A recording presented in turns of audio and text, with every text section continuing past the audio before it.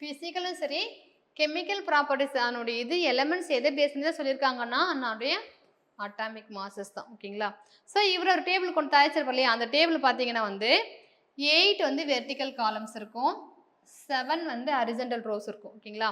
So இப்படி வெர்டிக்கலாக வருது இல்லையா, இது என்ன சொல்கிறாங்க, குரூப் அப்படின்னு சொல்லிட்டு சொல்கிறாங்க. ஓகேங்களா? இப்போ ஹரிசாண்டல் இருக்கு இல்லையா, இது என்ன சொல்கிறாங்கன்னா வந்து பீரியட் சொல்கிறாங்க. ஓகேங்களா? அப்போது 8 குரூப் இருக்குது, 7 வந்து பீரியட்ஸ் இருக்கு. ஓகேங்களா? இந்த ஒவ்வொருமே சப் குரூப் பார்த்தீங்கன்னா குரூப் இருக்கு இல்லையா, அதுக்கு ஏபி அப்படின்னு சொல்லிட்டு சப் குரூப் இருக்குதா சொல்கிறாங்க. ஓகேங்களா? ஸோ என்ன பண்ணுறாங்கன்னா எப்படி இதை இதில் அரேஞ்ச்மெண்ட் பண்ணுறாங்கன்னா அவனுடைய சிமிலர் பண்புகள் ஒரே மாதிரியான பண்புகள் இருக்கு இல்லையா, அதை பேஸ் பண்ணி தான் வந்து இதில் டேபிள் வந்து வகைப்படுத்துகிறாங்க. ஃபர்ஸ்ட் அதாவது நம்ம முன்ன பார்த்து எல்லாமே ஒவ்வொரு இதுவாக அப்படியே சொல்லிட்டு போட்டு ரேண்டமாக சொல்லிட்டு போயிட்டாங்க. இப்போ என்ன பண்ணுறாங்கன்னா ஃபர்ஸ்ட் டைமாக இந்த எலமெண்ட்ஸ் எல்லாம் வந்து ஒரு காம்ப்ரிஹென்சிவாக ஒரு கரெக்டாக ஓரளவுக்கு சேமாக வந்து கொண்டு வந்து போட்டதுன்னா வந்து என்ன இந்த மெண்டலியம் தான் சொல்கிறாங்க.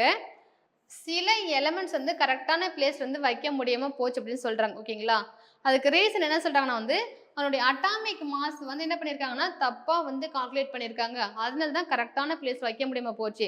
அதுக்கப்புறம் அதனுடைய அட்டாமிக் மாஸ் நிறைய வந்து கரெக்டாக இது பண்ணி சரி பண்ணி என்ன பண்ணுறாங்கன்னா கரெக்டாக வந்து அந்த பிளேஸ் வந்து வைக்கிறாங்க. ஓகேங்களா? அதுக்கு எக்ஸாம்பிள் கொடுத்துருக்காங்க. பெரிலியம் வந்து பார்த்தீங்கன்னா வந்து 14 அப்படி அதனுடைய அட்டாமிக் மாஸ். ஓகேங்களா? அதுக்கப்புறம் பார்த்தீங்கன்னா என்ன பண்ணியிருக்காங்க, மெண்டலி வந்து அதை திரும்ப மறுபடியும் படித்து அதனுடைய இது என்னது 9ன்னு கண்டுபிடிச்சி அதனுடைய அதை கொண்டு போயிட்டு கரெக்டான பிளேஸில் வந்து வச்சிருக்கிறதா வந்து சொல்கிறாங்க. ஓகேவா?